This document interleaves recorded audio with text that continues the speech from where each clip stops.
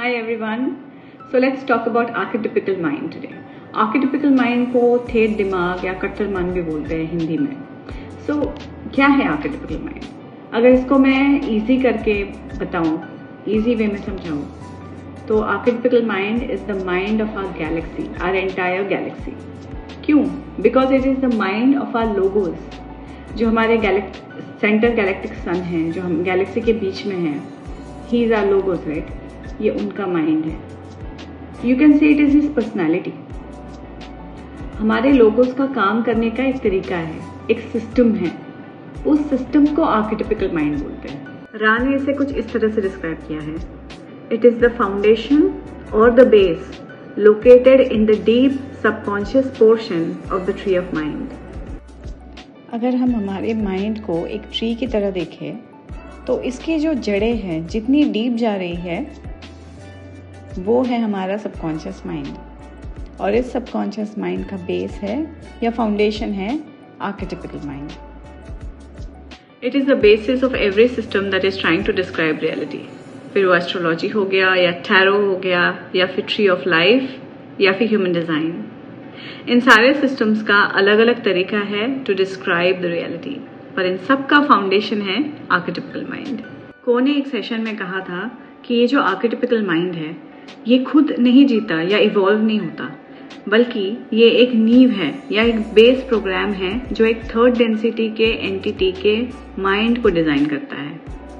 And this mind is common to all.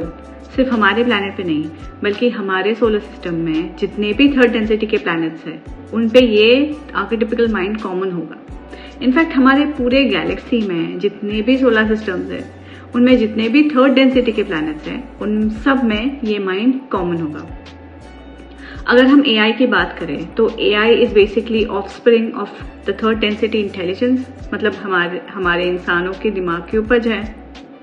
So, therefore, it will also have an imprint of the archetypical mind. रा ने law of one में समझाया था that archetypical mind is expressed through systems. System of body, mind and spirit. और हमारे जो सब logos है या हमारे जो लोगोस है, उन्होंने 7 का सिस्टम अडॉप्ट किया था. He chose a system of 7. So 7 system of mind, 7 systems of body and 7 systems of spirit. जो टोटल हो गया 21 सिस्टम्स.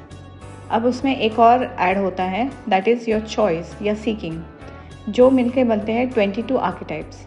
और ये 22 archetypes correspond to the 22 major arcana cards of tarot.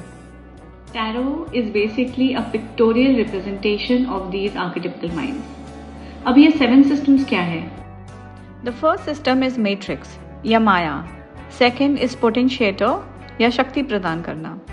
Third is the catalyst या उत्प्रेरक. Fourth is the experience या अनुभव. Fifth is significator या कारक. सिक्स्थ इज ट्रांसफॉर्मेशन या परिवर्तन. And seventh is the great way. अब कोई भी साधक या सीकर इन आर्केटिपिकल माइंड्स को किसी भी सिस्टम से स्टडी कर सकता है.